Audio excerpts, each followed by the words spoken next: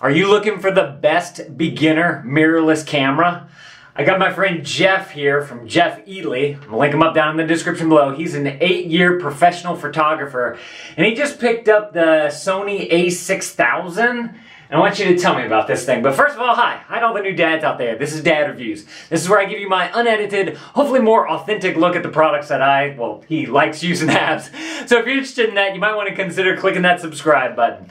All right, Jeff, tell me about this thing. And I'm a dad, too. Yeah, he is a dad. Yeah. I got 2 little ones. I'll probably steal my camera one. Right. So, yeah, I bought this. Me and my dad bought this 4 days ago. Okay. And he said, bring it up to your show and hang out up there and shoot with it and come back and tell me how to use it. Yeah, so we're at Video Marketing World right now. That's where we're in a different setting. And he actually was shooting some portraits, and he took some of me. Looking good. I'm going to put him up on my Instagram, so if you guys want to go and check that out, I'll link that up down below. It took a lot of work and experience to make you look good. Yeah, But I had it. I got it. Right, you got it.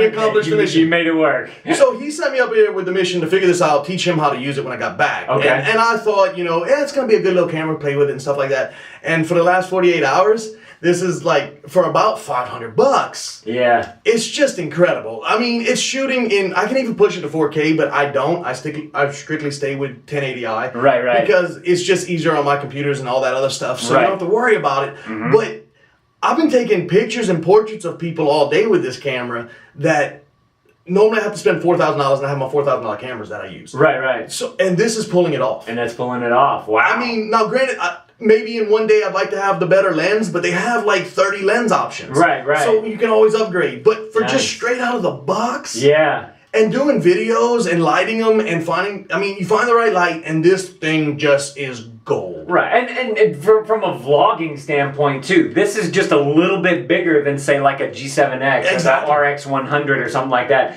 and the quality looks so good on it. Yes. And you can put the interchangeable lenses yep. on it. Definitely beats the heck out of the Casey Neistat big ass DSLR yes. thing on there. Yeah. So I like that aspect. And just the cost of trying to get selfie stick, even a selfie stick, you got to buy a $200 selfie stick to hold those big cameras. Right. Because you want a monopod. And you want, it's all kind of stuff. You can do this with a $10, $20 selfie stick. Right. Or something silly and throw it on there and just throw it out there. It weighs 1.2 pounds. That's what's amazing. If you guys want to check this thing out, I'm going to link it up down in the description below. You guys can go and read other people's reviews about it and not just take our opinion on it. Although you might want to take this guy's opinion because he's been professional photographer for 8 years. That's pretty incredible. And now we have some portraits of him. There you go. So, tell me a little bit more about like the different lenses that you can get, because yours came with an extra lens, right? Yes, I actually got it with a, this is a 16 to 50. And because this is a crop sensor, it's a smaller sensor. Okay.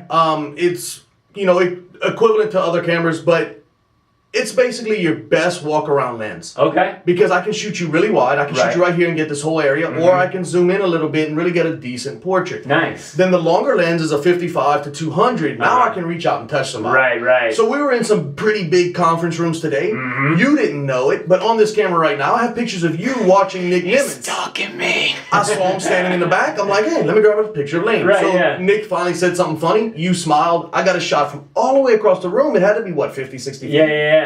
And I was doing head and shoulders. Nice. So they're on there. And that long lens, especially if you're working out in sunlight and in good light, you're golden. It's a beautiful lens. Now, it doesn't do well with low light and stuff like that because... So that's one downfall to this? Absolutely. Low light. Low light, it's going to struggle. It's going to, create a little noise. It's going to fight. Is there a better point-and-shoot camera that does better in low light? For this price range? That price range? Not a chance. No, okay. So it's better than the G7X it's and the just, RX100. if you want low light, you just have to spend more. Right, okay. It's not a camera issue. Right, okay. Because I played with the G7X, and I played with that, and I shot next to this one, and this one can go a higher ISO. It can save your shot. It'll reach out a little bit farther than a G7X. Right. And that's what, $599? And you can't get any other lenses for it. Right. You're stuck. You can't upgrade, you can't get better. Right. So you're stuck right there. So that's why, I love the interchangeable lenses because Yes, you can go spend $1,000. Actually, I think the best lens is about $1,700. Yeah. But that's a 1.8, and that can shoot in low light, and that can do some amazing. It's made to do amazing things, and you're gonna pay for that. Exactly. Amazing costs money. Right. But now, talk to me about video quality, image stabilization on this thing. How's that? Absolutely, it's got the VR2 system. Yeah, okay. From Sony. So it's got the shake help and all that fun stuff. And I was hand holding it, and I was running it on a little dinky Walmart selfie stick, tripod thing, gorilla pod thing, whatever you want to call it. This thing right here. Yeah, we're gonna review that next. We'll get to it. Yeah. We'll talk about that.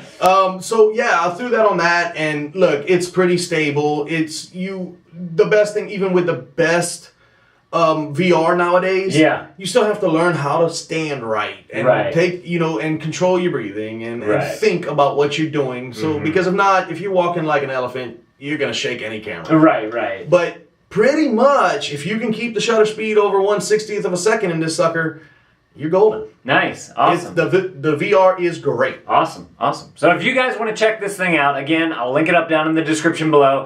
If y'all want to check out his channel, tell us about your channel a little bit. What you do over there? I'm a photographer, and I'm all about inspiring people to create amazing things, and I am basically documenting my whole pursuit of photography, and I never know where it's going to go next. So if you want to check that out, I'll link up his channel down in the description below. If you guys want to see some of the other cameras that I've reviewed on this channel, I'll link them up right up here in a playlist. You guys can go and check that out. I think y'all find that very beneficial.